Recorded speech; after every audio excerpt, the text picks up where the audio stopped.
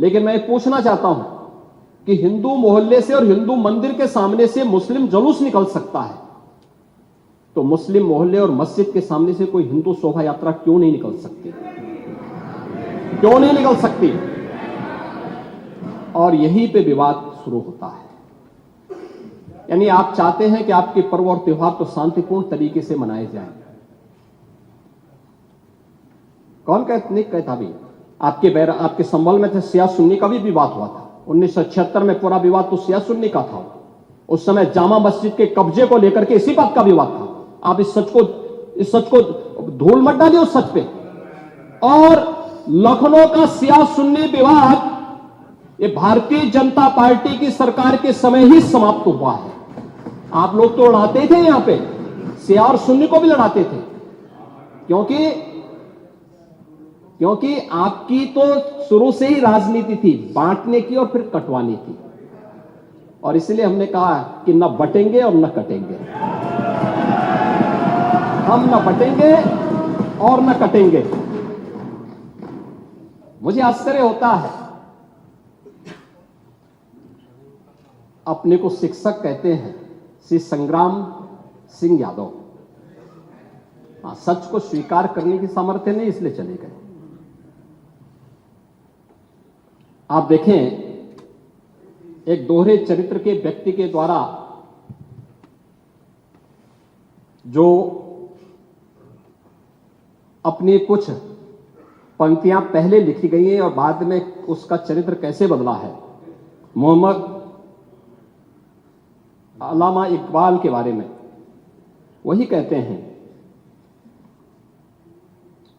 यानी जो पहले कहते थे, उन्होंने क्या बात कही थी बाद में? मुस्लिम हैं हम, वतन हैं सारा जहां हमारा, चीन वो अरब हमारा, हिंदुस्तान हमारा, तौहीद की अमानत सीनों में है हमारे। दुनिया के बुत कंदों में पहले वह घर खुदा का, तेगों के साये में हम पलकर जमा हुए हैं। मकरीब की वादियों में गूंजी अजा हमारी, बातिल में दबने वाले हे आसमां नहीं हम, हे गुलस्ताए अब्दुल्लस वो दिन है याद तुझको, ये मौज ये दजला तू भी पहचानती है हमको, ये अर्ज ये पाग तेरी हुर्मत पे कट मरे हम, सालार ये कार्रवाई है मीर ये हिजाज अपना, इकबाल का तराना बाग ये दरा है गोया। मुस्लिम हैं हम, वतन है सारा जहां हमारा। अब आप मुझे बताओ, क्या इकबाल को आप अपना आदर्श मानते हैं? क्या इस इकबाल को मानेंगे? क्या वो अपने को पेशे से शिक्षक कहते हैं? ऐसे शिक्षक छात्रों को पढ़ाएंगे तो दुर्गति कराएंगे। यानी इकबाल की एक कविता को यहां पे पढ़ करके और वास्तविक सच से आप धूल डाल करके उसको छुपा नहीं सकते हैं। और मैं इसीलिए कहना चाहूंगा कि महोदय, प्रशासन ने पूरी कार्रवाई की है और लगातार हमारे संज्ञान में सारी बातें हैं। एक एक बात पर सरकार नजर रख रही है। 25 करोड़ की आबादी का प्रदेश है और 25 करोड़ की आबादी के प्रदेश में पिछले 7.5 वर्ष के दौरान सभी पर्व और त्योहार शांतिपूर्ण तरीके से संपन्न हुए हैं। सभी वीवीआईपी विजिट सकुशल संपन्न हुए हैं। अयोध्या में श्री राम जन्मभूमि पर भगवान राम के भव्य मंदिर के कार्यक्रम को भी, जिसको लेकर के आप बहुत बड़ा पहले प्रदेश के मन में भय पैदा करते थे, वह भी सकुशल संपन्न हुआ। आज प्रदेश में जब सर्वत्र सुरक्षा का एक बेहतरीन माहौल है और 2025 में जब उत्तर प्रदेश को यह गौरव प्राप्त होने जा रहा है कि दुनिया का सबसे बड़ा आध्यात्मिक और धार्मिक सामाजिक जो उत्सव हो, एक महापर्व है महाकुंभ प्रयागराज, जिसमें पूरी दुनिया का एक समागम होने वाला है, जब इसे आयोजित करने का अवसर प्राप्त हो रहा है, तब मैं विपक्ष के अपने साथियों से कहना चाहूंगा कि प्रदेश के माहौल को अपने वक्तव्यों से और अपने करतूतों से कृपया खराब न करें। प्रदेश आगे बढ़ना चाहता है, विकास के अपने लक्ष्यों को प्राप्त करना चाहता है, लेकिन मैं इस बात के लिए आश्वस्त करूंगा कि 25 करोड़ जनता को सुरक्षा देना, उनकी हर प्रकार से हिफाजत करना ये प्रदेश सरकार की जिम्मेदारी है। लेकिन अराजकता, पत्थरबाजी और किसी भी इस प्रकार के आदेश के खिलाफ जो माननीय न्यायालय ने आदेश किया है, उसके बाद भी कोई कानून को अपने हाथों में लेकर के कानून को ठेंगा दिखाने का प्रयास करेगा तो सरकार उससे सख्ती से निपटने का काम भी करेगी। और वही सख्ती वहां पर आवश्यक है जहां पर लोगों ने माहौल खराब करने का प्रयास किया है। एक भी निर्दोष नहीं जाएगा। जितने भी विजुअल्स होंगे उसके वीडियो फुटेज हैं, गोली चलाते हुए, कट्टा लहराते हुए, तलाशी के दौरान पत्थरबाजी करते हुए, घरों के छतों के ऊपर जो पत्थर रखे गए हैं, ये सारी विजुअल्स हमारे पास हैं और उसके अनुरूप ही कार्रवाई होगी। हां, ये जरूर आश्वस्त करते हैं कोई निर्दोष के खिलाफ कोई कार्रवाई नहीं होने वाली, अब तक नहीं हुई है, आगे भी नहीं होगी। लेकिन कोई दोषी होगा उसको कोई बचा भी नहीं पाएगा। यह भी मैं इस सदन के माध्यम से पूरे प्रदेश के अंदर बहुत स्पष्टता के साथ कहना चाहूंगा कि सरकार की जीरो टॉलरेंस की नीति पहले दिन से है। अपराध और अपराधियों के प्रति, दंगों और दंगाइयों के प्रति वही जीरो टॉलरेंस की नीति के साथ सरकार कार्य करेगी। इन दोनों मामलों में राजनीति की बजाय हमें समग्रता की दृष्टि से देखना होगा। और समग्रता की दृष्टि ये जो मैंने पहले माननीय नेता विरोधी दल को कहा कि आखिर ये कहां लिखा है संविधान में कि किसी मुस्लिम बाहुल्य क्षेत्र में हिंदू शोभा यात्रा नहीं निकल सकती। और जब आप रोकते हैं तभी हिंदू पक्ष से भी रिएक्शन आता है कि साहब हम भी नहीं जाने देंगे। भाई मुझे आश्चर्य होता है इन बातों को लेकर के कि मस्जिद के सामने से नहीं निकलने देंगे। क्यों नहीं निकलने देंगे? ये सड़क क्या किसी की है क्या? ये सार्वजनिक मार्ग है, कैसे आप रोक सकते हैं? परंपरागत बहराइच में भी वो परंपरागत जुलूस था, परंपरागत जुलूस था, वही मैं कह रहा हूं, परंपरागत जुलूस था। और उसी परंपरागत जुलूस को आगे बढ़ाने के लिए सारे कार्यक्रम संपन्न हुए थे, आगे भी संपन्न होंगे। लेकिन ये चीजें तय करना, ये कहना कि उत्तेजक नारे लगाए जा रहे थे, जय श्री राम का नारा उत्तेजक नहीं है, ये हमारी श्रद्धा का नारा है, हमारी आस्था का प्रतीक है। कल मैं आपसे कहूंगा कि अल्लाह अकबर का जो स्लोगन है ये हमें अच्छा नहीं लगता। नहीं, आपको हम रोकें तो क्या आपको अच्छा लगेगा? नहीं, आपको नहीं, मुझे मतलब होने की आवश्यकता ही नहीं, मुझे आवश्यकता ही नहीं इसकी, नहीं, मुझे इसकी आवश्यकता ही नहीं है, मुझे इसकी आवश्यकता ही नहीं, क्योंकि मेरी तो विरासत इतनी लंबी चौड़ी है, इतनी प्राचीन है कि मैं उस परंपरा को ही लेकर के चले जाऊं। मैं जय श्री राम का नारा, हर हर महादेव का नारा और राधे राधे, राधे राधे के संबोधन से ही अपना पूरा जीवन काट सकता हूं। मुझे किसी और स्लोगन की आवश्यकता ही नहीं है। मुझे कोई अन्य नारे की आवश्यकता ही नहीं है, कोई अन्य संबोधन की आवश्यकता नहीं। लेकिन मैं आपसे कहना चाहता हूं, कल कोई आपसे कहेगा, कोई हिंदू भी ये कहेगा कि साहब हमें भी परेशानी है, आप लोग मत बोलिए, क्या आपको अच्छा लगेगा? और कोई भजन गाया जा रहा है, आप उस भजन को अश्लील कैसे कह सकते हैं? कैसे कह सकते हैं? कांवड़ यात्रा में क्या अश्लील गाने बजते हैं? अरे भगवान शिव के गाने बजते हैं, भगवान शिव के भजन गाए जाते हैं। दुर्गा पूजा के दौरान जो शोभा यात्रा निकलती है, जगत जननी मां भगवती दुर्गा के आरतियां बजती हैं, उनकी चालीसा बजती है, हनुमान चालीसा बजता है। ये हमारे यहां शक्ति के प्रतीक भी है और भक्ति के प्रतीक भी है। नहीं तो वही तो ऐतराज है। समस्या तो उसी बात को लेकर के है, सारा विवाद तो उसी बात को लेकर के है। और अगर जय श्री राम किसी ने बोली दिया तो इसमें उत्तेजना का मतलब, ये नियत आप समझ सकते हैं उस नियत को। ये चढ़ाने वाला नहीं है, ये चढ़ाने वाला नहीं है, ये चढ़ाने वाला नहीं है। एक दूसरा, आपने कुंदरकी की जीत को वोट की लूट बताया। आप एक सदस्य का अपमान कर रहे हैं। आपके सदस्य की तो जमानत जब्त हो गई वहां पे। और क्या ये सच नहीं है? इस समय तो आज डिजिटल मीडिया का है। वहां का पठान, वहां का शेख सब कह रहे साहब हमारे पूर्वज तो हिंदू थे और आप भी, आपके पूर्वज भी हिंदू थे। क्या ये सच नहीं है? और क्या ये सच नहीं है कि देशी और विदेशी मुसलमानों की आपसी भिड़ंत है जो वर्षों की लड़ाई को लेकर के वहां चल रहा है?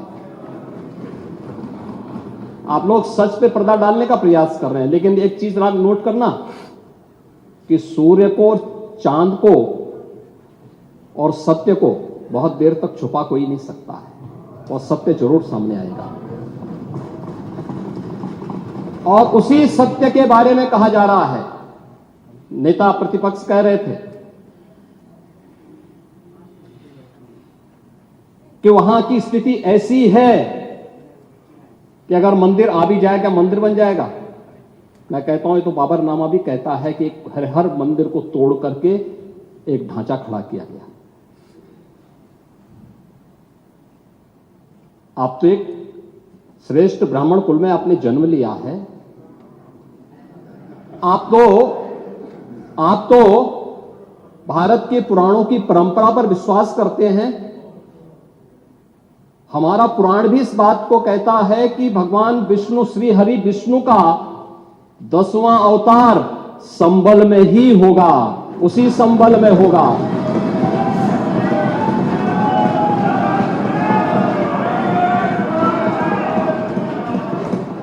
और यह तो केवल सर्वे की बात थी। माननीय न्यायालय के आदेश पर जिलाधिकारी का मतलब जिले का एडमिनिस्ट्रेटिव हेड, पुलिस अधीक्षक उस जिले की पुलिस फोर्स का मुखिया है। इनका दायित्व है कि शांतिपूर्ण तरीके से किसी सर्वे के कार्यक्रम को वहां पे संपन्न करना, माननीय न्यायालय के आदेश को अक्षरशः अनुपालन करना। और सर्वे 19 नवंबर को भी हुआ, 21 नवंबर को भी हुआ, 24 नवंबर को भी सर्वे का कार्य चल रहा था। क्या यह संभव है? नहीं, 21 को संपन्न नहीं हुआ था। ये लगातार सर्वे का काम चल रहा था। और सर्वे के कार्य के दौरान पहले 2 दिन कोई भी शांति भंग नहीं हुई। तीसरे दिन जब 23 नवंबर को जुमे की नमाज के पहले और जुमे की नमाज के दौरान जिस प्रकार की तकरीरें दी गई, उन तकरीरों के बाद माहौल खराब हुआ। और फिर उसके बाद जिस प्रकार की स्थितियां की गई थी वो सबके सामने थी। और इसलिए मैं कह रहा हूं, हमारी सरकार ने तो पहले ही कहा कि हम जुडिशियल कमीशन बनाएंगे। ये एक्ट के अंतर्गत ही इस कमीशन बना हुआ है। माननीय सदन में उसकी रिपोर्ट भी आएगी। दूध का दूध और पानी का पानी सबके सामने आएगा। मैं केवल एक बात कहना चाहता हूं कि अगर संभल के बारे में हम जब बात करते हैं महोदय, एक लंबा सिलसिला है इस संभल का। और अगर मैं संभल की जब चर्चा करता हूं तो संभल में कैसे माहौल खराब किया गया वहां पे। ये संभल में दंगों का जो इतिहास है 1947 से ही प्रारंभ होता है। 1947 में एक मौत होती है। 1948 में 6 लोग मारे जाते हैं। 1958 में भी दंगा होता है, 1962 में भी दंगा होता है, 1976 में भी 5 लोगों की मौत वहां पर हुई थी और 1978 में 184 हिंदुओं को सामूहिक रूप से जला दिया गया था। 184 हिंदुओं को हत्या हुई थी, हिंदुओं की हत्या हुई थी और जलाया भी गया था और 184 हिंदू मारे गए थे वहां। 184। मैं वही तो कह रहा हूं ना, आप उस सच को स्वीकार नहीं करेंगे, आप उस सच्चाई को स्वीकार नहीं करेंगे और लगातार कई महीनों तक वहां कर्फ्यू था। 1980 में फिर दंगा हुआ था, एक मृत्यु हुई। 1982 में फिर दंगा हुआ, एक मृत्यु हुई। 1986 में 4 लोग मारे गए और 1990 फिर 1992 में 5 मौतें हुई, 1996 में 2 मौतें हुई। ये लगातार इस सिलसिला चलता रहा 1947 से लेकर के अब तक। 209 हिंदुओं की निर्मम हत्या वहां हुई है संभल के अंदर, 209 हिंदुओं की। और एक भी बार किसी ने उन निर्दोष हिंदुओं के लिए कभी 2 शब्द नहीं कहे, उनके प्रति, उन परिवारों के प्रति संवेदना के शब्द नहीं कहे। महोदय, जो आज घड़ियाली आंसू बहा रहे हैं, ये लोग कभी भी उन निर्दोष हिंदुओं के बारे में कभी 2 शब्द नहीं कहे। वहां पर 1978 में जो दंगा हुआ था, महोदय, किस प्रकार की स्थिति थी। एक वैश्य जिसने सबको उधार दे रखा था पैसा और उस बात को मानता था कि साहब मैं तो सबको पैसा देता हूं, मेरे यहां तो सब व्यवसाय के साथ जुड़े हुए हैं। अगल बगल के हिंदू दंगा होने के बाद उनके घर में इकट्ठे होते हैं। इकट्ठा होने के बाद उनको घेर लिया जाता है। घेरने के बाद वो बोलते हैं, भाई आप हमें क्यों घेर रहे हैं? कहा जाता नहीं, क्योंकि तुम इन हाथों से पैसा मांगोगे, इसलिए उनके हाथ काटे जाते हैं, फिर उनके पैर काटे जाते हैं और फिर उनका गला रेंध करके हत्या होती है। ये लोग सौहार्द की बात करते हैं, शर्म नहीं आती इन लोगों को सौहार्द के बारे में चर्चा करने में। 1978 से जो मंदिर आज निकल रहा है, 1978 से इन लोगों ने कभी खोलने नहीं दिया उस मंदिर को, जो आज बजरंगबली का मंदिर निकल रहा है, जो वहां पर आज 22 कुएं किसने बंद किए थे? इन 22 कुओं को भी वहां पे बंद किया गया और वहां का माहौल इतना तनावपूर्ण किसने बनाया था? ये पत्थरबाज कौन थे? एक भी गिरफ्तारी बिना साक्ष्य के नहीं हो रही है। और याद रखना, जिसने पत्थरबाजी की होगी, जिसने माहौल खराब किया होगा, उसमें एक भी बचने वाला भी नहीं है, एक भी नहीं बचेगा। हम माननीय उच्चतम न्यायालय के आदेश का पालन करते हैं, सम्मान भी करते हैं। और क्या संविधान को आप मान रहे हैं? क्या आप लोग संविधान के प्रति सचमुच वचनबद्ध हैं? मैं तो धन्यवाद दूंगा माननीय अध्यक्ष जी को इस बात के लिए कि आज उन्होंने संविधान की मूल प्रति यहां पर दी। बाबा साहब भीमराव अंबेडकर जी ने 26 नवंबर 2049 को जिस संविधान को बनाकर के देश को सौंपा था, उस मूल संविधान की प्रस्तावना को एक बार पढ़िए। मौलिक कर्तव्यों के बारे में, मौलिक अधिकारों के अध्याय के चित्र को देखिए। अलग अलग उन आर्टिकल के उस पृष्ठों का अवलोकन करिए। आपको उसमें राम भी नजर आएंगे, कृष्ण भी नजर आएंगे। लंका दहन के उपरांत बजरंगबली भी नजर आएंगे, ज्ञान का उपदेश देने वाले बुद्ध भी नजर आएंगे। भारत की समृद्ध परंपरा का दर्शन आपको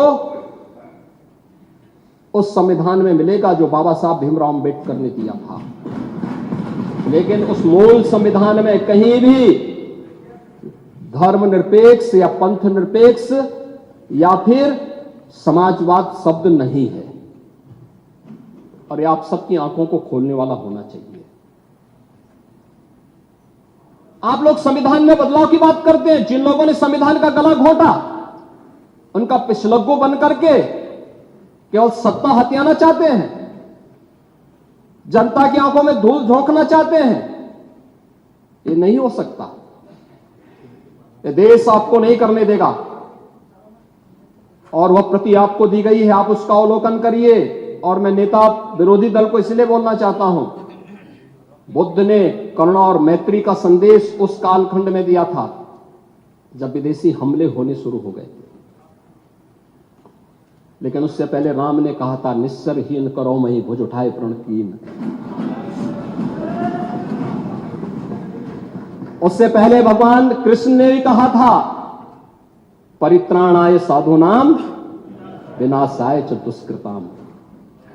और हम तो राम और कृष्ण को ही मानते हैं, बुद्ध पर विश्वास करते हैं, उन्हीं को आदर्श मान करके हम लोग कार्य करते हैं। शासन पद्धति एक भी इंच इधर उधर नहीं करते उसकी जगह। और इसीलिए मैं आपसे कहने के लिए आया हूं, संबल की घटना या कुंदर की जीत, जैसे ही आपके खटाखट की असलियत सामने आई, जनता ने कहा सपाचक। उपचुनाव में 9 में से 7 तो भारतीय जनता पार्टी और एनडीए गठबंधन जीता है। और यही नहीं, सीसामऊ और करहल, याद करिए 2022 में समाजवादी पार्टी ने करहल में 70,000 से लगभग 67,000 से जीती थी।